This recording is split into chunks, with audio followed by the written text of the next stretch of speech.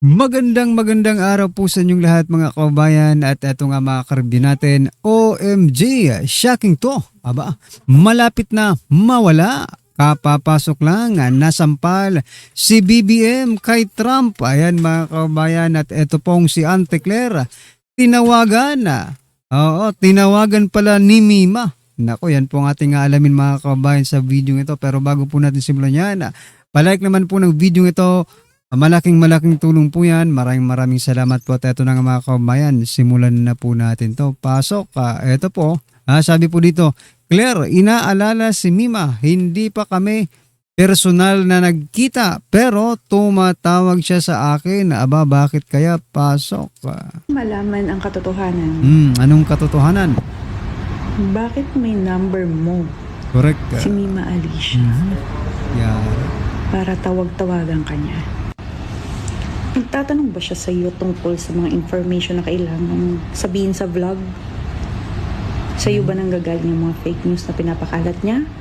Baka idol ni Mima Alicia itong si Ante Claire, Or kung personal naman yung pag-uusap niyo, ano yun? Nangungutang ba siya ng pera sa iyo kaya ang dami niyang pera? Aray ko.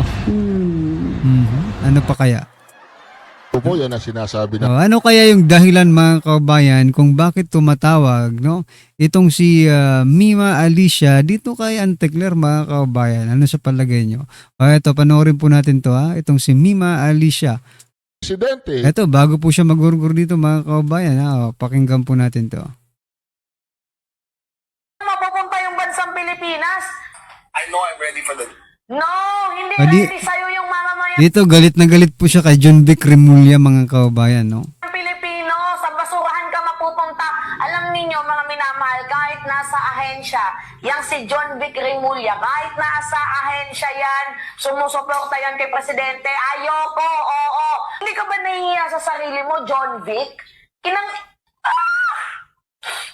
Diyos ko. Diyos ko. I don't know. If you do decide to run, we better media train you. Galit na galit siya dito kay John Vic, no? I'm not a best person. Binabanatan niya si John Vic. Yung tawa niya palang, tawa ng demonyo, mapipikon maaasar ka talaga eh. Yung putang inang John Vic na yan, ayoko, naiinis ako. Grabe. Ginawang circus yung DILG eh. Wala nang naging matinong achievement. Ang lakas pang, alam ninyo kung ba't sila nag-away nito, nang dahil lang yan sa 8 billion. Kasi mantakin ninyo yung MMDA ngayon, sobrang lakas ng mga CCTV nila. Oo, huli agad. Ngayon yung PNP, wala na. Malamnay na. Oo, malamya na, mahina na. Samantalang sa MMDA, zero budget. Dati pang pondo yun na ginamit. Dati So dito mga kababayan, parang pinagtatanggol niya dito si Torre, no? Si General Nicolas Torre mga kababayan. Pinagtatanggol po ni Mima against John Vic Remulla, di ba? Tuloy. pang mga gamit na ni-rehabilitate lang, zero budget. Hindi kailangan ng 8.5 billion. Wala mukhang malaki na, kaya sibat na. Ganun. Mukhang malaki daw, kaya sibat na mga kababayan. Anong tawag niyo sa kanya? Kay Mima, di ba? Malaki rin isipin mo, 2.5 million, di ba? Mga kababayan, grabe. Pinagpalit mo lang yung buhay mo dyan. Ganon, or baka naman panggulo ka lang, John Vic. Sayang yung load ko, kakapanood sa'yo, John Vic. Kinakainan mo ka. Dapat hindi ka lumalabas ng bahay hanggat hindi ka nakakainom ng gamot Lakas ng amats mo Diba? Sa gitna ng sunod-sunod niyang sablay. Diba? Sa mga maling impormasyon, sa mga high-profile fugitives, na mga patuloy na nakakalusot. Tapos mayroon ka pang, abala ka pa talaga, John Vic, na magpapresko na tatakbong presidente. Pukin ang ina mo ka, John Vic, kung ako sa'yo. Grabe ang bungangan nito. Tumahimik ka, dagdag gastos ka lang sa gobyerno, pabigat ka lang hindot no? Dagdag gastos, Alam mo yung pagmumura ni Mima mga kababayan, kakaiba po sa pagmumura ni former President Duterte, no? Kay Mima talagang galit ito, sobrang galit na galit. I mean, parang galit na may pang-aasar, di ba? dagkahiyan, dudang-duda na sa'yo yung buong mamamayang Pilipino sa kakayahan mo. Basta makapagmura lang ito, okay na dito eh. Tapos bigla kang tatakbong presidente. Ay, Rimulya signatures nga naman talaga. Rimulya Diba? Ayan na, Rimulya signatures mga kabayan. Yan yung sinasabi ko rin ha. Rimulya signature din yung nangyari kay Mima eh. Di ba? Si Buying, di ba, binanatan din ni Kaper Silapid mga kabayan. Oh, bago siya magurgur mga karibin natin. Tapos yung pagkakagurgur kay Kaper yung process, no, yung pagsasagawa, yung mode, no? Oh, ano bang tawag diyan? Yung MO, ano bang tawag? Ano bang MO? Yung parang pattern mga kababayan, okay? Parehas na parehas eh. Sa kay Kaper Silapid mga kababayan. So mapapaisip ka rin, di ba? Kahit nga itong si Martin, pinagtripan between DILG Secretary Boying Ayan, John no? Vic Rimulya. Alam niyo kung bakit? Bakit nagkagano? Dahil sa 7 billion firearms. 7 billion. Mali. Parang alam niya talaga yung yung mga pangyayari diyan. 7 billion or 8 billion firearms. Sabi ni Torre, bakit pa natin kailangan ng budget? Eh may mga bago pa naman yung mga baril natin. Ayaw kasi ni Torre ng korupsyon. Oo. Ayaw ni Torre ng korupsyon. Mga minamahal, ayaw ni Torre yan. Kasi Nabayaran ba ito ni Torre? Si John B. kasi may 10% cut dun sa mga baril. Paano niya nalaman yun? Nagkaroon nga sila ng hindi maayos na pagkakaintindihan. Si Torre unceremoniously tinanggal, sinibak, nanggigigil ako. Si Torre unceremoniously. Tapos pinapag-force pa nila na mag-retired. Hindi, huwag kang mag-retired, Torre. Nasa iyo pa din yung pangalan na general. Huwag mong ibibigay kay Nartates yan. Kasi si Nartates, parang isang asong ulol. Oo, na sumusunod lamang dito kay John Vic. So, ayun guys, napanood nyo ba yung video na yun? Napakatindi ng pinasabog niya sa video na yan. Correct. Siguro, di kaya yan yung dahilan ng bakit siya tinumba. Masyadong mabigat na paratang yung sinasabi niya about kay General Torre at saka kay Rimulya. Kaya pala yan si General Torre, dilipat sa pagka-MMDA. Sa tingin ko, may kinalaman yung video na yan. Posible, di ba? Wala rin pala siyang pinipiling talagang hindi niya iniisip yung kaligtasan niya talaga base sa mga binibitawan niyang salita. Tangin na si Rimulya, hindi inakasuhan niyang ganun, inaakusahan niya, di ba?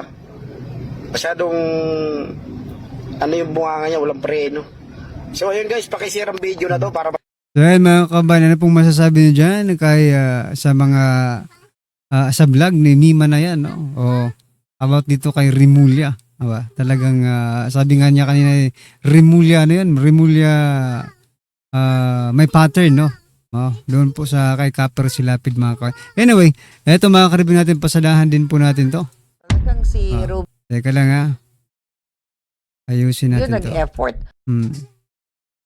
Ito patungkol naman po ito mga kabayan sa bansang Amerika. Ayan grabe.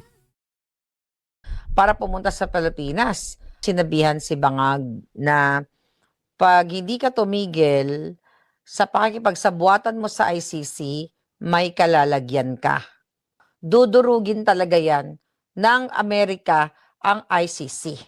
So yan ngayon ang kaabang-abang kung gaano kabilis ang pagdurog nitong Amerika dyan sa ICC na yan. And I'm looking forward na madurog na talaga para makauwi na ang PRRD. So mga kababayan, ay tama na naman ang ating Pangulong Duterte. Alright? Remember, ang Pangulong Duterte umalis sa ICC kung saan tinawag din ni PRRD na, teka, nakalive ba tayo? Are we live? May boses na tayo palang. May boses tayo, no? Oh. Yeah, may boses tayo. Hello, Mike Test, may boses tayo. Meron po, So, meron. tinawag ni PRRD na buang, okay? Buang ang mga nasa ICC. Tinigan natin dito. Okay. Alright. So, inanap natin yung article. Okay. Inanap natin yung article na sinabi ni PRRD, mga kababayan, nung 2019, yan, na kung saan, sabi niya, ang mga ICC o buong pamunuan ng ICC ay mga buang. Alright? According to this article, Mga ito. buwang talaga yan, mga kababayan. Yun ang sabi ng Amerika, di ba? Mga Alright, buwang. ayan. Okay? So, 2019. Mga bobo rin. Okay? Mm. Hindi ko lang mahanap yung video pero so kaya kumala si PRRD dyan sa ICC na yun. So ngayong the other day, kung saan bumisita si Rubio, alam niyo ba kung sino si Rubio? US Secretary of State. Alright? Pumunta siya dyan sa Pilipinas dahil mayroong ASEAN Chuchu event, pero ang nakikita ko dito, baka sinabihan si Bangag na pag hindi ka tumigil sa pakikipagsabuatan mo sa ICC, may kalalagyan ka. Right? Kasi, talagang si Rubio nag-effort para pumunta sa Pilipinas. At nagsalta si Rubio after what? 2019, 26, 7 years? Na-vindicate si PRRD na mga buang nga yung mga nasa ICC kasi ito yung kanyang exact statement. Ang sabi ni Rubio, we are or we're not members of the ICC. Alright? So, hanapin ko lang yung kanyang article. Okay, ni Rubio. Sana nga ma-dissolve agad ito. Alright. Itong ICC para makauwi na si former So, President sinabi niya dito, Duterte. we're not members of the ICC. We never signed the treaty. Mm. We never joined it.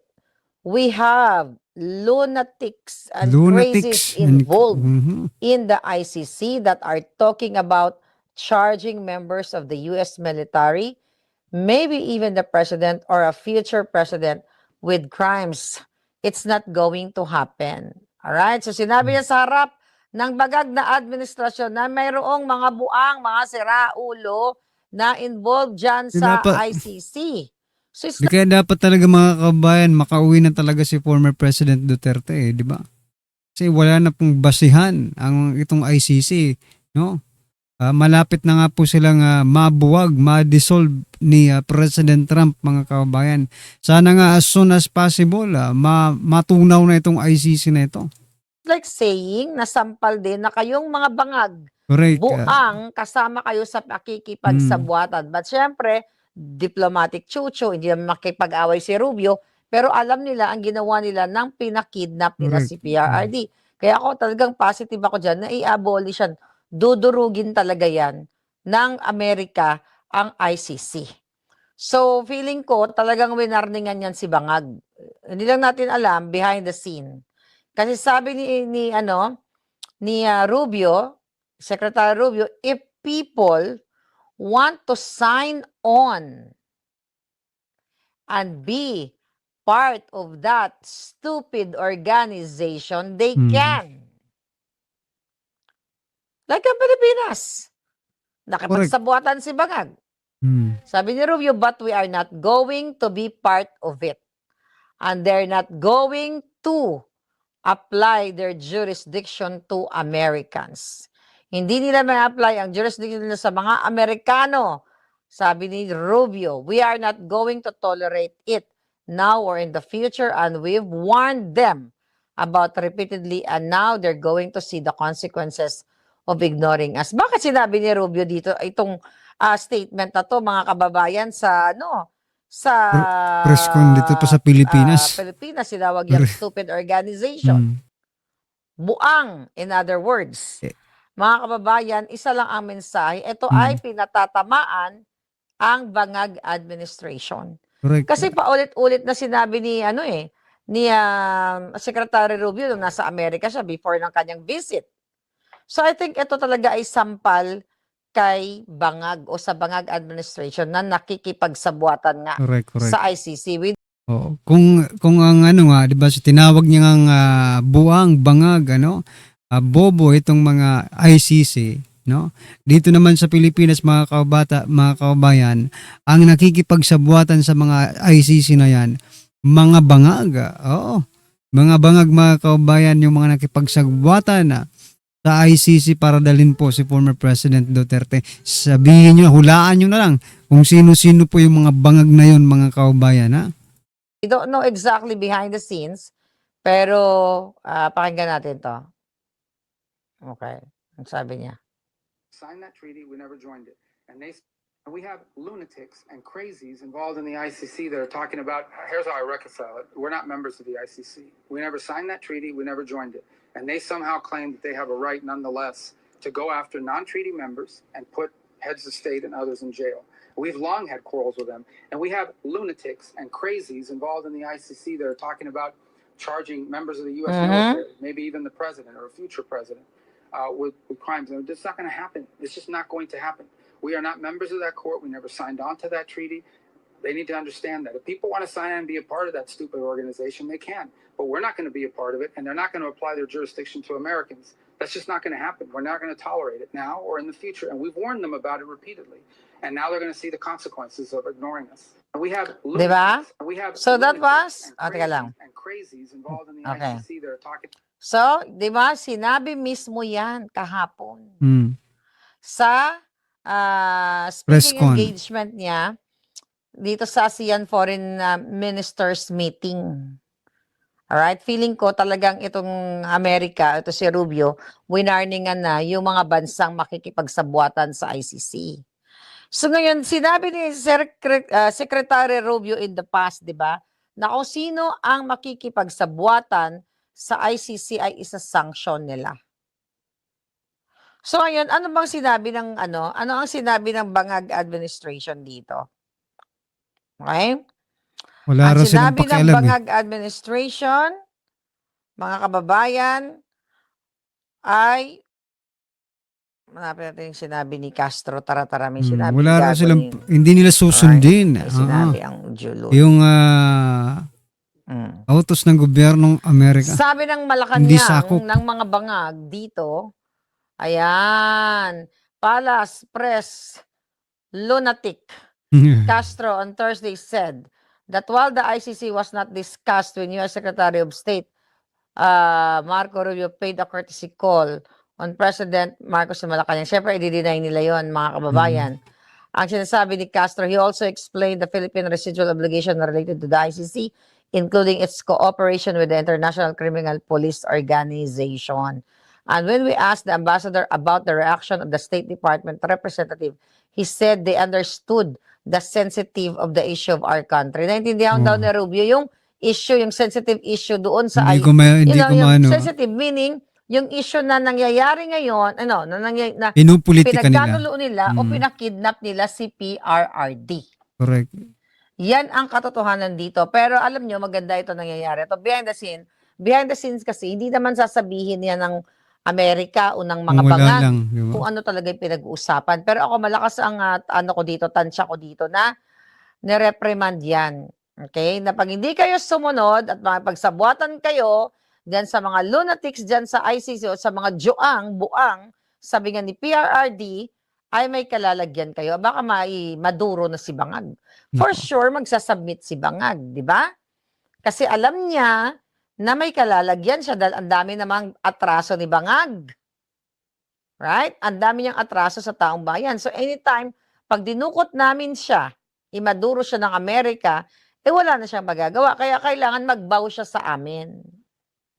Di ba? Yung Bangag yung presidente, magbaw sa amin dito sa gobyerno. Kasi wala naman siyang magawa eh. Dahil inaaway niya yung China. Nagsumbong pa nga, di ba? Yan ang topic natin kanina. Nagsumbong pa kay Trump. So yan ngayon ang kaabang-abang kung gaano kabilis ang pagdurog nitong Amerika dyan sa ICC na yan. And I'm looking forward na madurog na talaga para makauwi na ang PRRD. Correct ka. Lahat tayo gustong makauwi si PRRD, di ba? Dahil nga sa pakikipagsabuatan ng Bangag Administration at mamaya dadako tayo kay Alpot. Okay? Dahil si Alpot ay double agent ay nakikipagsabuatan yan sa mga bangag. Di ba? Bukod tangi, di ba? Na isa sa mga nakapasok nung time na kinikidnap nila si PRRD, mga kababayan. So itong issue na ito, napakaganda dahil ang Amerika mismo ang gustong tugisin o i-dismantle o durugin ang ICC. mga juang sa ICC. So Correct. tama talaga ang PRRD, tama, nasa right of mind or state of mind ang ating pang PRRD nung umalis siya sa ICC dahil ayaw ni PRRD pang himasukan ang soberenya ng Pilipinas at gumagana ang ating batas. Pero panahon ni Bangag ay tinraidor, pinagkanulo si PRRD. Minsan iniisip ko na lang, maybe blessing in disguise, may mga pangyayari na kailangan si PRRD magbakasyon muna sa ICC, di ba? Baka kasi kung nasa Pilipinas siya, baka ginorgor siya or for whatever reason. Binibigyan na lang natin ng mga magagandang kadahilanan, yung mga bagay na hindi mo ini-expect na mangyayari, di ba? Right? Na sa kabila ng pagdarasal, Pero masama pa rin sa loob mga kababayan, no? Yung ginawa nila kay former President Duterte. O sabihin na natin blessing in disguise, pero grabe po, no? Kung iisipin mo lang yung history, no, ni former President Duterte sa Marcos nung siya po ay presidente pa, di ba? Talagang ipinaglaban yun ni former President Duterte. Marami po ang ayaw na gawin yun. Pero ginawa pa rin ni former President Duterte, mga kababayan, dahil sa paggalang niya sa Marcos. Dahil sa respetong meron siya, di ba? Na gusto niyang ibigay sa Marcos. Ipinalibing yung kanyang ama sa libingan ng mga bayani, no? Kahit pa tumutol ang lahat or marami po ang tumutol, pero sinuportahan pa rin po siya ng taong bayan dahil ganun po siya kamahal ng taong bayan. Pero ano lang ang ginawa ng Marcos, mga kababayan? Ayan, nakikita natin ngayon, ha? Nakikita po natin kung gaano ka trahidor itong si Marcos Jr. Pinakulong si former President Duterte sa The Hague. Si Vice President Sara, ini-impeach. Ang Davao, ginigipit, mga kababayan. Ganun talaga. Trahidor na trahidor ang datingan, mga karibyo natin. ang pagdarasal ng mga demonyo na mailagay si PRRD sa garapon. Sila yung tuloy. mga nauna sa garapon. Correct. Meron pa dyan. Isa And pa. I hope may sumunod pa Yung, na mga bangag. yung kalbo, di ba? Si Boss B. Di pala si sino ba yung nagsabi? Yung kahapon na kalbo, sino yun? B yun rin, B. Si Nino, ayan. Di ba? Sabi niya, na-mention niya rin yung garapon. Mag-ingat ka po. Baka ikaw po ang maigarapon din, mga kababayan. Sa garapon. Diba? Halimaw sa garapon. So I can't wait dahil nga ang PRRD ako, hindi naman kasi sa actual na kulungan eh. Okay? Sinabi ko na to dati sa inyo. Minsan nisip ko na rin, nabanggit ko na nagbabakasyon lang si PRRD, di ba? Nasa OFW, na nagpapahinga lang, nagpahinga siya sa mga kaputahan ng politika, yung gumagamit sa kanya, yung kumakaray-karay sa kanya. Mag-a-agree ba kayo doon na itong nangyari kay PRRD, maliban sa nakita natin ang kababuyan ng mga bangag sa pagpapakidnap sa kanya, at nakita din natin kung sino talaga ang tunay na kaibigan ni PRRD, kung sino talaga yung mga nagmamahal sa kanya, na nag-effort na dalawin siya kaya hindi siya nakita, kasama ako doon. Kasama yung mga kaibigan ko. Na unang rumisponde na makita namin si PRRD ng personal naming pera ang gastos. Dahil naniniwala kami, hindi sa naniniwala dahil nakita namin kung ano ang magandang ligasiya ni PRRD. Correct. Diba? Isipin na lang natin, syempre malungkot talaga tayo nung pinakidnap si PRRD. O umiyak tayo dahil demonyo talaga yung mga bangag. Ang sabi naman ni PRRD, huwag kayong mag-alala. Marami ang umiyak dun. Okay? Aminin man po natin sa hindi, mga kababayan, marami po ang umiyak doon. Doon po sa pag-kidnap kay former President Duterte. Sagot niya to dahil sinabi niya naman, magpapakulong siya, sasaluin niya lahat, akuin niya yung mga kasalanan, Yun basta naman lang ang sabi niya. malinis niya yung ating bayan. Bansa, Which is oo. true. Mm, Nung panahon ni PRRD, ang natatakot ay ang mga adik, correct. ang mga kidnapper, ang Mga mga kriminal. snatcher, ang lahat ng mga demonyo natatakot kay PRRD. Correct. Panahon ni Bangag, Mm, sino natatakot? Kayo. wala. Tayong Mga lahat. magulang, mga kapatid, nanay, tatay, lolo't lola, Mm, na hindi nyo alam ang inyong mga mahal sa buhay, kung makakauwi pa ba ng buhay, correct. dahil ang mga riders, tricycle driver, o lahat, nag-opisina, kung hindi kinikidnap, pinahablot, nira-riding in tandem, binabang-bang-bang, di ba? Sa panahon ni Bangag, ang 5-7 years old na bata na pinakita natin kanina, may hawak na patalim, nangingi na mamalimos, may hawak na, na panaksak. Grabe. Nakita ninyo? So, yun lang ang analysis ko dito na merong sa likod, okay, mayroon kaming hinihiling sa inyo para, umamo kayo sa amin. Yung Bangag pala. Not the Filipino people. Yung Bangag. Right? Kaya nga gusto ko nga sakupin ko na lang kayo, di ba? Kasi nga walang panindigan yung presidente yung adik eh. Oh. Kulang na nga lang ibala ka. Well, hindi kayo ibabala. Pinagnanakawan kayo everyday. Ulit-ulitin natin. Flood control, budget, utang, mga ginto, Maharlika funds, Bureau of Customs, Department of Agriculture, name it. Lahat ng departamento, pinagnanakawan nila. Mhm. Sa panahon ni PRRD, at least may nakita kayong may pondo ang PGH. Pinananagot ang mga demonyo. Tinatanggal ang mga walang hiya. Pero tingnan mo si Bangag, ang ina-appoint mga demonyo. Mga attack dogs, katulad ni Castro. Ito naman si Virus, maiba lang ako, nag-a-assume siya na siya daw isusunod. Yeah. Sabi ko, sino naman magtsatsaga sa kanya? Siguro kung mayroon man isusunod yung mga, yung mga Nagpapasikat na, papansin lang yan, no? Papansin lang yan si Risa Hontiveros. Kasi nga tatakbong presidente, lahat ginagawa para makilala siya ng taong bayan. Huwag ka na magpakilala, Hontiveros, kilala ka na po ng taong bayan, no? Yung mga tanim-tanim mo lang dyan sa Senado, sikat ka dyan eh, no? Kilalang kilala ka dyan na tagapagtanim. Dapat nga sa agriculture ito si no? Maging Secretary of Agriculture itong si Risa Hontiveros. Magaling po eh. Magaling magtanim.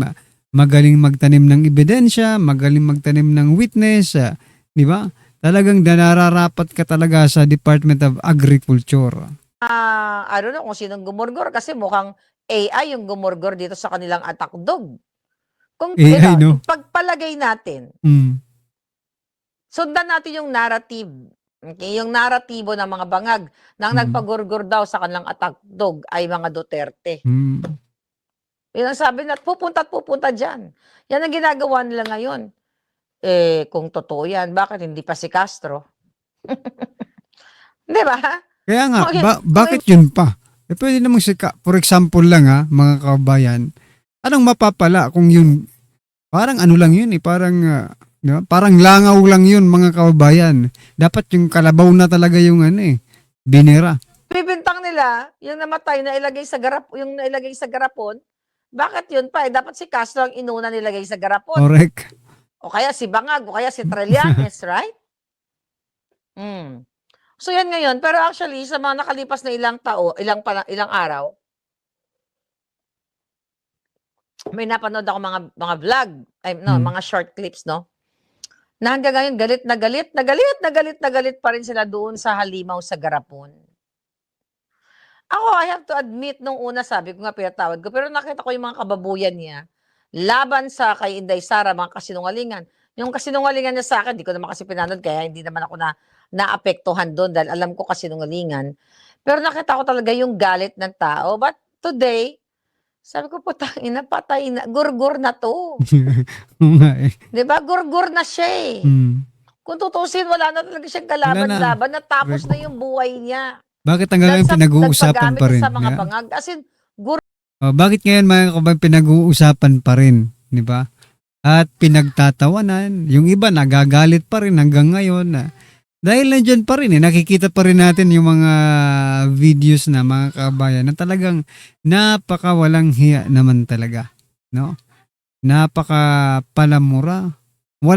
Minsan nga maisip mo, wala nang sense yung sinasabi niya pagmumura na lang, no, mga kababayan. Anyway, ano po ang inyong opinion, reaction patungkol dyan mga karabin natin? Just comment down below. At syempre, huwag pong kalimutang i-like ang video ito. Malaking tulong po yan. Maraming salamat po.